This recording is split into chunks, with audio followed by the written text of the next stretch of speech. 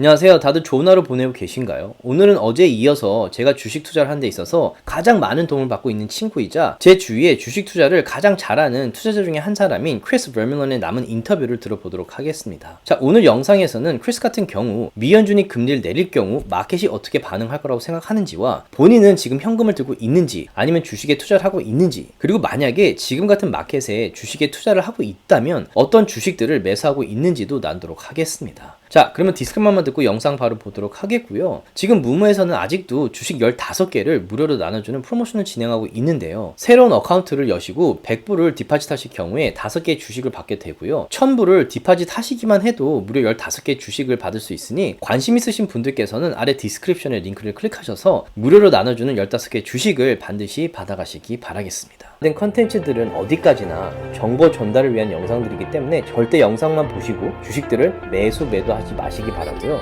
본인 스스로 반드시 리서치를 더 하신 다음에 판단을 내리시기 바라겠습니다. So you're saying that the individual investors have got out of the market in 2022, and it's mostly the smart money and or the institutional money that's actually keeping the market going up. But do you still see that there is a lot of cash on the side that needs to be sucked into the market before we see that, major downtrend come in? Yeah, I think there's a lot of cash on the sidelines. And just to take one step back, so when I say retail traders, I believe this is a retail driven rally that we're in. There was retail traders, the active traders, people who have never traded before. They all piled in, they're trading options and stocks. They all got burned and realized the stock market is not easy and they're gone. And so right now, this market is driven by average investors who just want to be part of this rally. They don't want to miss out, and they're putting in some more of their life savings and are getting back into it. So the active trader is now gone. And that's, I think, a very important sign that we're also close to a late stage of a market, because we've just gone through all of them hyping the markets up. And that's what they did in 2020, 2021. They really boosted things. And the institutions, they are moving into the big techs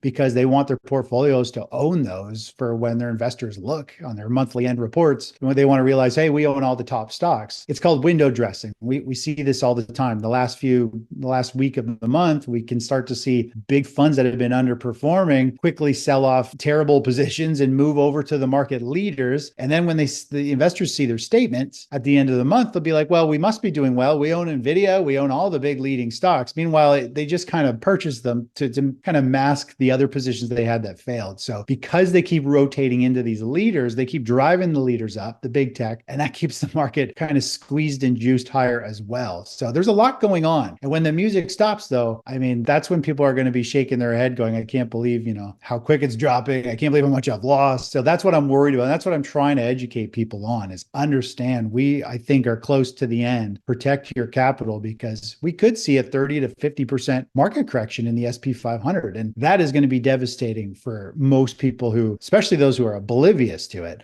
and don't even know that it's possible. So many people are just out to lunch with the realities of the markets. Another question that I'm really curious is, there's the artificial intelligence hype, and we see crazy rises in stocks like NVIDIA, SMCI, most of the semiconductor companies. But for an investor like you, does this period right now that we are in feel somewhat really similar to the melt up that we had right before the dot-com bubble has popped? I mean, I feel it. I've had these feelings surge through my body a couple times where I'm like, wow, this feels like the dot-com bubble. I mean, I know it's not quite the same, but a bubble is a bubble. They have a very similar feeling when people just keep piling into stuff. And I am seeing people who have never bought a stock before pick up their phones, download an app, and boom, they buy NVIDIA. And it's their first stock they ever bought because their friends have it. That is, to me, is like, okay, these are the last people to get into the markets. They're the ones who buy the highs, or near the highs at least. Yeah, I feel like we're in a bubble phase. It feels a little bit like the tech bubble. It also feels like the Bitcoin bubble. I mean, it just feels like a bubble in general, which to me is a top. It's people are piling in totally blind to the risks they're taking on. And right now we are in this stage 3 top. It's shaded red because there's not much more upside potential in a lot of asset classes. Whatever you put to work right now, you're putting it in the market at what I believe is the highest risk with the least return. We want a stage 4 decline. We want a financial reset, and then we can reinvest capital. Not only will we have protected our capital, but we should have more capital because we can profit from falling prices. But once the market is cleansed out and nobody wants the markets, it's nothing but bad news and layoffs and all kinds of terrible stuff will be in the news. That's actually when we'll be like drooling over these opportunities to pick up stocks with huge dividends, to buy companies, equipment, whatever it is, real estate. And there's going to be all kinds of opportunities. Problem is, people don't realize they're buying in the red zone. Peak risk. They need to wait, I think, before you implement any big amount of capital into this market. I know you're really focused on the charts and the trends, but do you have any thoughts or concerns about the Fed fund rates this year where, they're talking about having a rate cut maybe in the mid or the second half of this year? But we're just curious to hear what you thought about, the Fed fund rates. We have the inverted yield curve and the unemployment numbers kind of rising. Does that concern you, or do you kind of look into those indicators as well? I don't lose sleep over it. I don't really actually pay attention to it. I do think people are way too sensitive with all that data. Like they come out and say what I would believe they would do, and people just go completely haywire for a whole day, and they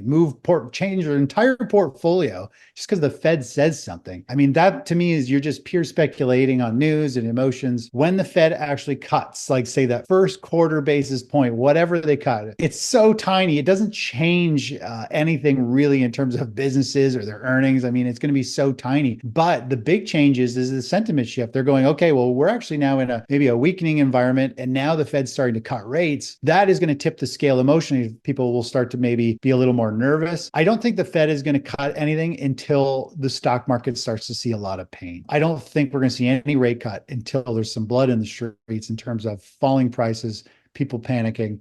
And that means we're probably going to see a pretty big pullback first before that happens. So the timing, I think, is actually in line. I believe we're going to probably see the stock market top, in the first half of this year, but it could be next second half of the year. And if it falls fast enough, yeah, we could get that first quarter basis point, which will really change the tide. I think sentiment, mind shift. I will then be like, okay, we are headed towards a stage 4. We're probably going to start to see this market pick up speed to the downside. And who knows if that lasts like 2 or 3 years, like the tech bubble. That was like a multi-year bear market, or if it's just going to be a quick flush down like 2008 and then find a sharp bottom. We don't know. So that's very interesting because, I shared with my members and I made a video that I think the Fed will, cut the rate only if the economy gets really, really bad because, they've been raising the Fed fund rates to, pull down the inflation. And why would they suddenly cut the rate again, right? But I totally agree on what you say. And I think that's a great insight. With this market right now, the market is rallying. A lot of people have concerns about a pullback. Some say that the AI hype has just begun. So there's going to be another, I guess, a squeeze up or a melt up. But in your case, how are you preparing for the market? So do you have a lot of cash on the side? Are you on the wave of the uptrend of the market and actually in a position and trading the stocks? So right now, I mean, we just closed out a couple of weeks ago our NASDAQ position. We had a nice 15% run from last November. So the other half of our portfolio is long the SP 500 right now still. So we're taking part of this market rally.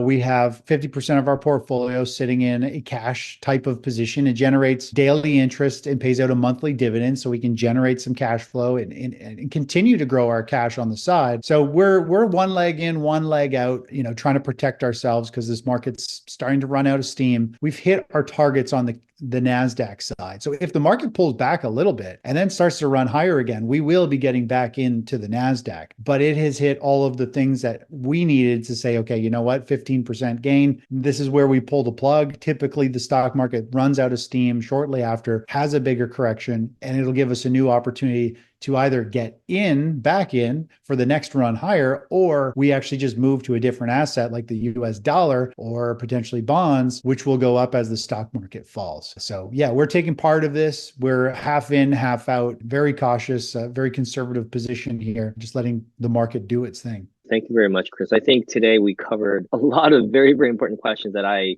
would be, very curious as an investor as well. So again, I want to thank you very much for your time today. And I'm sure that the people who are watching this video has learned a lot as well. So thank you very much, Chris, again. And I would love to have another interview in 2024 as the market kind of either goes up or has a major pullback. Sounds great. As always, a pleasure and anytime. All right. Thank you very much. Bye-bye. 조금이라도 도움이 되셨다면 주위 분들과 나눠주셨으면 너무 고맙겠고요.